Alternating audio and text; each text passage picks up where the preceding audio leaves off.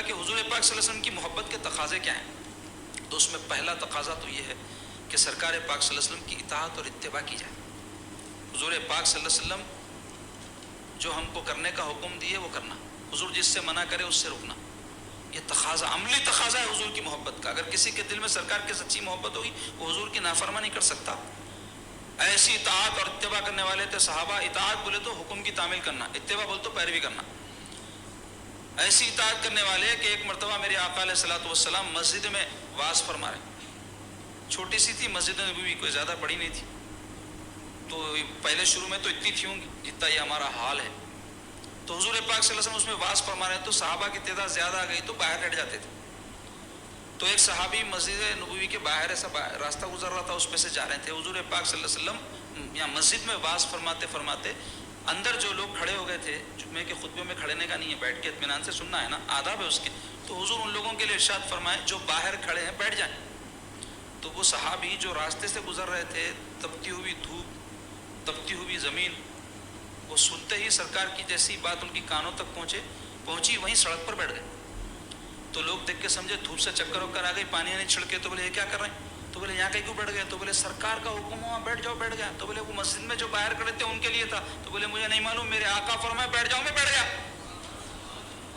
ایسی اطاعت اور اتباع دیکھو کیسی کہ ایک مرتبہ میرے آقا علیہ الصلوۃ والسلام اپنے صحابہ کے ساتھ تشریف لے جا رہے ہیں، جیسے چاند ستاروں کے جھرمٹ میں ہوتا ہے ویسے تشریف لے جا رہے ہیں۔ تو جاتے جاتے کیا ہوا کہ ایک مقام پر ایک درخت کی ٹہنی حضور کے آڑے آ گئی۔ تو حضور پاک صلی اللہ علیہ وسلم کے وہ سر مبارک کے پاس آ رہی تھی، تو حضور گردن مبارک جھکا کر تشریف لے گئے۔ حضرت علی رضی اللہ عنہ حضور پاک صلی اللہ علیہ وسلم کے پیچھے پیچھے تھے۔ جب حضرت علی کا وہاں اس ٹہنی کے پاس سے گزرنا ہوا تو سیدنا علی کا خط کم تھا حضور سے، اور وہ ٹہنی حضرت علی کے آڑے بھی نہیں آ رہی تھی، اس کے باوجود آپ گردن جھکا کے گزرے۔ تو ساتھی صحابہ دیکھ کے بولے اے علی، حضور تو اس لیے گردن پاک جھکا ہے کہ ٹہنی ان کو رکاوٹ بن رہی تھی، آپ کا قد کم ہے، آپ کو تو ٹہنی رکاوٹ نہیں بنی، آپ نے گردن کیوں جھکائی؟ تو سیدنا علی کیا فرمائے غور کرو، آپ ارشاد فرمائے کہ اے میرے ساتھیو تمہاری نظر کہاں تھی؟ تو کہنے لگے ہماری نظر ٹہنی پر تھی۔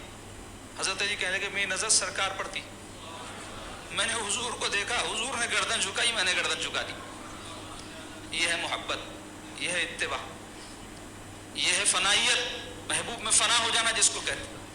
آج آپ غور کرو، یہ جو معیارات ہے اس کو پیش نظر رکھ کر کے ہم کس مقام پر کھڑے ہیں۔ آج ہمارا کیا حال ہے، بڑی مشکل سے ان احکام کی پابندی ہم سے ہوتی ہے جس کے نہ کرنے پر وعید ہے، نہ کرنے پر گناہگار ہو جائیں گے، اس کی پیروی مشکل سے کر لیے تو بہت بڑی بات ہے۔ اور یہاں عالم یہ تھا کہ ان کو جیسے اٹھتے ہوئے دیکھتے ویسے اٹھتے، ان کو جیسا چلتا ہوا دیکھتے ویسے چلتے، ان کو جیسے کھاتے ہوئے دیکھتے ویسے کھاتے، وہ جیسے سوتے ویسے سوتے، وہ جیسے گفتگو کرتے ویسے گفتگو کرتے۔ محبوب میں اپنے کو فنا کر دیا تھا ان لوگوں نے، اپنے آپ کو مٹا دیا تھا کہ محمد سے وفا تو نے تو ہم تیرے ہیں، کہ محمد سے وفا تو نے تو ہم تیرے ہیں، یہ جہاں چیز ہے کیا لوح و قلم تیرے ہیں۔ اس واسطے لوح و قلم یعنی تقدیر ان کی ہو گئی تھی، جس طرف جاتے فتح یاب ہو جاتا، جو چاہتے اللہ ان کو نصیب فرماتا، کیونکہ وہ محبوب میں فنا تھے۔ تو آج ضرورت ہے کہ ہم بھی اپنے آقا علیہ الصلوۃ والسلام سے سچی محبت کریں۔ میں یہ نہیں کہتا کہ ہمارے دلوں میں حضور کی محبت نہیں ہے، لیکن ضرورت اس بات کی ہے کہ اپنا محاسبہ کریں، صحابہ کا جو معیار محبت ہے اس کو پیش نظر رکھیں، اور کوشش کریں کہ ہم اپنی محبت میں اضافہ کرتے جائیں۔ قوت عشق سے ہر پست کو بالا کر دے، قوت عشق سے ہر پست کو بالا کر دے، دہر میں اس میں محمد سے اجالا کر دے۔ یہ کب ہوگا؟ جب سرکار پاک صلی اللہ علیہ وسلم کی سچی پیروی ہم کریں۔ حضور کے سچے غلام صحابہ اکرام جب کہیں جہاں کہیں جاتے تو خدا کی قسم لوگ ان کو دیکھ کر کہتے کہ یہ چہرے جھوٹوں کے نہیں ہو سکتے۔ اور آج ہمارا کیا حال ہے، ہمارے کردار کا کیا حال ہے، ہمارے زندگی کے انداز کا کیا حال ہے؟ ہم میں اور اغیار میں فرق نہیں کیا جا سکتا، ہمارے چہروں کے حوالے سے، ہمارے رہنے سہنے کے حوالے سے، ہماری زندگی گزارنے کے حوالے سے فرق نہیں ہو سکتا کہ وہ ہیں یا ہم ہیں۔ تو یہ ہمارا حال ہے۔ تو عزیزان گرامی، ایک تقاضا عملی کیا ہے؟ حضور کی اطاعت اور اتباع۔ دوسرے یہ کہ حضور پاک صلی اللہ علیہ وسلم کی شریعت کے آگے اپنی خواہشات کو پیچھے ڈال دینا، کیونکہ حدیث شریف میں آیا ہے تم میں کا کوئی مومن ہو نہیں سکتا جب تک کہ میری لائی ہوئی شریعت کے وہ تابع نہ ہو جائے۔ آپ دیکھیں کتنے ایسے معاملات ہیں شریعت کے احکام کے جس کو ہم آج پشے پوچھ ڈال دیں۔ خاص طور پہ وہ معاملہ کہوں گا کہ آج کل جو زیادہ چل رہا، تعلیم کے نام پر بچیوں کو، لڑکیوں کو بغیر محرم کے دوسرے ممالک بھیج دیا جا رہا۔ اللہ اکبر۔ اور جب اس پر ان کو تنبیہ کی جاتی ہے یا ان کو نصیحت کی جاتی ہے تو برا مان جا رہے لوگ، اور یہ سمجھ رہے ہیں کہ یہ پرانے لوگوں کی باتیں ہیں۔ ہرگز نہیں ہے۔ اسلام سے زیادہ جدید دین کوئی ہے ہی نہیں، کیونکہ اللہ کا آخری دین یہی ہے نا۔ حضور آخری نبی، اب کوئی نبی آئیں گے نہیں، کوئی رسول آئیں گے نہیں، اب کون سا دین آئیں گا؟ اگر اس کے انتظار میں ہے تو ہم گمراہی میں ہیں، ہم دین سے نکل گئے۔ تو سرکار جو دین لے کر آئے قیامت تک جیسے بھی حالات ہو، ہر حالات میں فٹ ہونے والا دین ہے۔ تو اس میں بعض احکام ایسے ہیں جس میں گنجائش ہے، بعض احکام ایسے جس میں گنجائش نہیں ہے۔ ان میں سے ایک یہ ہے کہ یہ جو محرم کا حکم ہے قیامت تک کے لیے، محرم غیر محرم نہیں معلوم۔ کئی مسلمانوں کو بہت افسوس کے ساتھ میں بات کہہ رہا ہوں، تو کیا کر رہے ہیں، کوئی محرم مرد، ایسا شخص جو کسی عورت کا شوہر نہیں بن سکتا، اس کو کہتے ہیں محرم۔ تو بغیر محرم کے اور عورت سفر نہیں کر سکتی۔ بچیاں جا رہے ہیں، پڑھ لیں، اپنی آبروئیں لٹا رہے ہیں، نئے بھی لٹا رہے ہوں گے، تو جب تک وہاں رہ رہے ہیں وہ خود بھی گناہ گار اور ان کے بھیجنے والے بھی گناہ گار۔ یہ بہت اہم مسئلہ ہے۔ اس سے ہو کیا رہا ہے میں بتاؤں آپ کو، ہماری نسلیں برباد ہو جائیں گی۔ جب وہاں پر جو بھی بچے اپنے جا کر اپنے نسلیں وہاں پیدا کر رہے ہیں، وہاں جو ماحول ہے اس میں سب تباہی آ جاتی۔ تو خیر وہ موضوع نہیں ہے، بات ایک متعلقہ موضوع سے آ گئی تو اس واسطے میں بیان کر دیا، اس سے اجتناب کرنا چاہیے۔ کیا تعلیم یعنی ہے بہترین تعلیم دنیا میں جن ممالک میں ہوتی ہے اس میں سے ایک ہمارا ملک بھی ہے؟ آپ معلومات کر لو انٹرنیٹ پہ، آج کل تو سب معلومات گیا گزرا نہیں ہے ہمارا ملک بھی، بہت معیاری تعلیم ہے۔ کئی دوسرے ممالک کے لوگ آ کے یہاں پڑھ لیں، تو ایسی کیا بری حالت ہو گئی ہماری تعلیم کی کہ وہاں جانا پڑ رہا۔ دنیا، یاد رکھو آج جو سب سے بڑا مسئلہ ہم کو درپیش ہے وہ یہی ہے کہ حب دنیا میں ہم اتنا مبتلا ہو گئے ہیں کہ تباہی اور بربادی ہے۔ ہمارے دین نے ہم کو حب دنیا کا بدل دیا حب رسول اللہ۔ سرکار کی محبت جس کے دل میں ہوتی ہے، دنیا کی محبت اس کے دل میں داخل نہیں ہو سکتی۔ سرکار کی محبت جس کے دل میں ہوتی ہے، مال کی، عزت کی، شہرت کی محبت اس کے دل میں داخل نہیں ہو سکتی۔ سرکار کی محبت جس کے دل میں ہوتی ہے وہ کسی سے نفرت نہیں کرتا۔ اب آج آپ اس کا الٹا کر کے دیکھ لو، میں جو بات کہہ رہا ہوں، جو کچھ ہو رہا ہے وہ کیا ہو رہا ہے، حضور کی محبت دل میں ہو، دنیا کی محبت نہیں آ سکتی۔ اب دنیا کی محبت ہمارے دل میں ہے، مطلب یہ کہ حضور کی جیسی محبت ہونی ہے ویسی نہیں ہے۔ حضور پاک صلی اللہ علیہ وسلم کی محبت جس کے دل میں ہو، مال، عزت، شہرت کی محبت اس کے دل میں نہیں آ سکتی۔ لیکن ہم دیکھتے ہیں کہ عزت، شہرت، مال کی محبت بہت زیادہ ہمارے دل میں، مطلب یہ کہ حضور کی جیسی محبت ہونا ہے ویسی نہیں ہے۔ حضور کی محبت جس کے دل میں ہو، انہیں کسی سے نفرت نہیں کرتا، دشمنی نہیں کرتا، کینہ دل میں نہیں رکھتا۔ ہم دیکھ رہے ہیں کہ لوگ نفرتیں کر رہے ہیں، ایک دوسرے کا قتل کر رہے ہیں، دشمنیاں کر رہے ہیں، کینے رکھ رہے ہیں، مطلب حضور کی جیسی محبت سینے میں ہونا ہے ویسی نہیں ہے۔ اور یہ جو سرکار کی محبت ہے عزیزو، یہ سیکھنے کی چیز ہے۔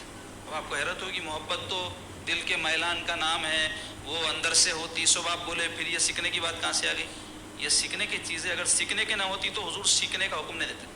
حدیث پاک ہے، سرکار فرماتے ادبوا اولادکم علی ثلاثۃ خصال، اپنی اولاد کو، اپنے بچوں کو، اپنی جنریشن کو 3 خصلتیں سکھاؤ، فرما رہے سرکار۔ حب نبیکم، اپنے نبی کی محبت سکھاؤ۔ حب اہل بیتی، ان کے نبی کے گھر والوں کی محبت سکھاؤ۔ وہ تلاوت القرآن، اور قرآن پڑھنا سکھاؤ۔ تو اب یہ 2 چیزیں موضوع نہیں ہیں، اس واسطے اس پہ کچھ تفصیل سے نہیں کہوں گا۔ پہلی بات جو سرکار نے تاکید فرمائی جس کے سکھانے کی، وہ ہے حضور کی محبت۔ حضور پاک صلی اللہ علیہ وسلم کی محبت ہماری نسلوں کو سکھانے کی ضرورت ہے۔ اللہ کسی کے دل میں ڈال دے تو بہت ہی بڑی چیز ہے، وہ تو بہت بڑی نعمت، اور مومن کے دل میں ہوتی ہی ہے۔ لیکن یہ محبت کو پروان چڑھانا ہمارا کام ہے، اپنے بچوں کے دل میں یہ محبت بڑھانا، اضافہ کرنا ہماری ذمہ داری ہے۔ اور اگر ہم یہ نہیں کر کے مر گئے تو آپ یہ سمجھے بیکاری میں مر گئے، اور ہم نے اگر یہ کر لیا تو سمجھے ہماری دنیا اور آخرت دونوں کامیاب۔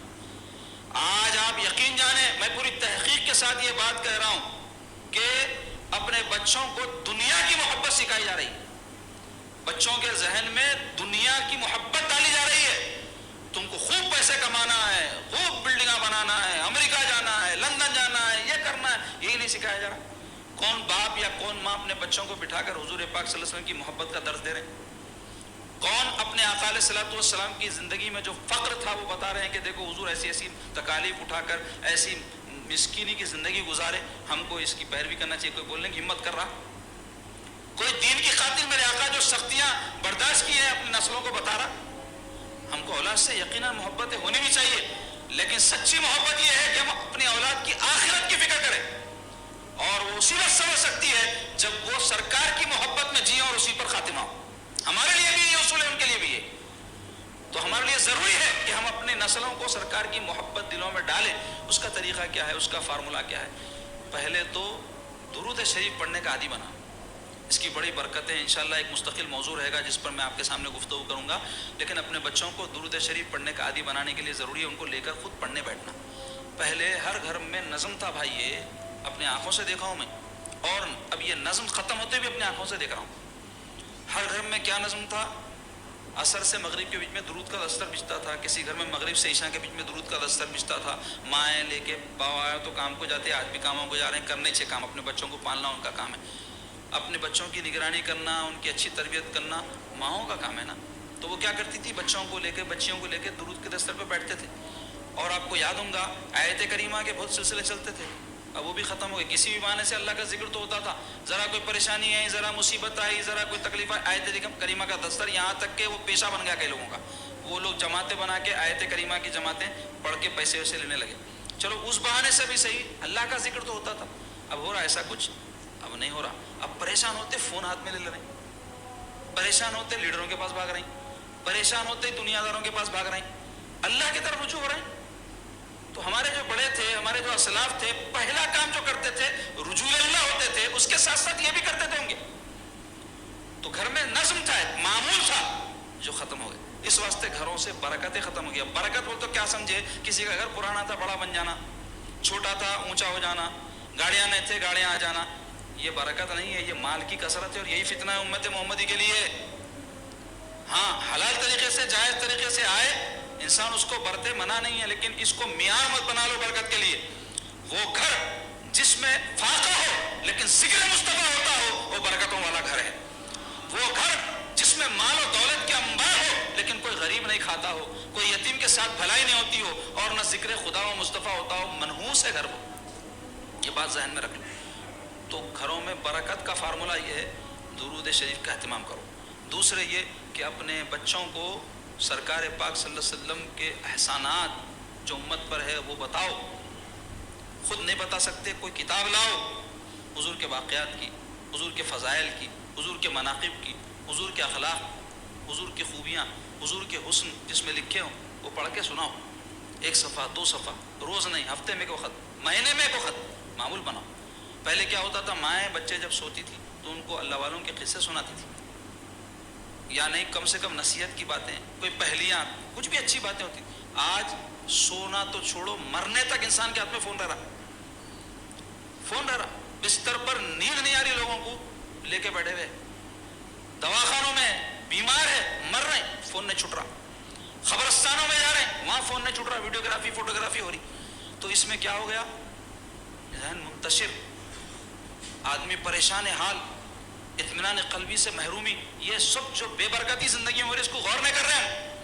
تو آج ضرورت اس بات کی ہے کہ اپنے بچوں کو سرکار کے خصائل، حضور کے احسانات، حضور پاک صلی اللہ علیہ وسلم کے دین کی خوبیاں، یہ سب سمجھائی جائے۔ کس کا کام ہے؟ مولوی بیچارہ آدھا گھنٹہ 1.5 گھنٹہ پکار لیتا، اس کا کام ختم ہو جاتا۔ آپ کی اولاد آپ کے ساتھ، آپ اس کے ساتھ، یہ کام ہمارا ہے۔ تو سرکار فرما رہے، تاکید فرما رہے، ادبوا اولادکم۔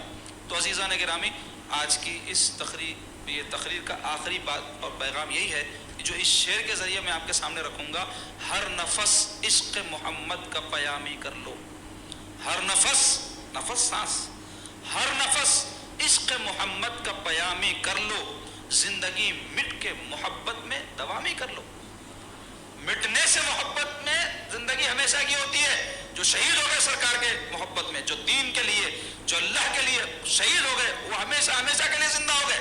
تو شاعر کہتا ہے، زندگی مٹ کے محبت میں دوامی کر لو، بادشاہی ہے اگر دونوں جہاں کی درکار، بادشاہی ہے اگر دونوں جہاں کی درکار، دوستو آؤ محمد کی غلامی کر لو۔ سرکار کی غلامی میں دونوں جہاں کی بادشاہی ہے، نہ کہ یہ مال دولت عزت شہرت کے پیچھے بھاگنے میں۔ یہ چیزیں ضروریات زندگی میں سے ہیں، لیکن یہاں کی ہیں اور یہیں کے لیے ہیں، یہیں ختم ہو جانے والی۔ دنیا کی جتنی چیزوں کی محبت ہے وہ فانی ہے، عشق مصطفیٰ باقی، عشق غیر فانی ہے۔ ہر محبت فانی ہے، سرکار کی محبت باقی ہے. جو اس محبت کو یہاں سے لے کر وہاں پہنچ گیا سمجھو وہ کامیاب ہو گیا، اور جو ایسا نہ کر سکا وہ لاکھ کچھ کر لے ناکام گیا. تو ہم کو بھی کامیاب جانا ہے، اپنے نسلوں کو بھی کامیابی کے ساتھ محبت سرکار کے ساتھ وہاں لے جانا ہے. تو ہم کو خود بھی سرکار کی محبت اپنے دلوں میں بڑھانی ہے، اپنے نسلوں کے دلوں میں بڑھانی ہے. جیسے ابتدا میں نے کہا آج کی یہ جو مجلس ہے، اس کے علاوہ اور بھی جو مجالس ہے، ان کے انعقاد کے ہمارے مقاصد میں سے ایک مقصد یہی ہے کہ حضور کی محبت بڑھائی جائے.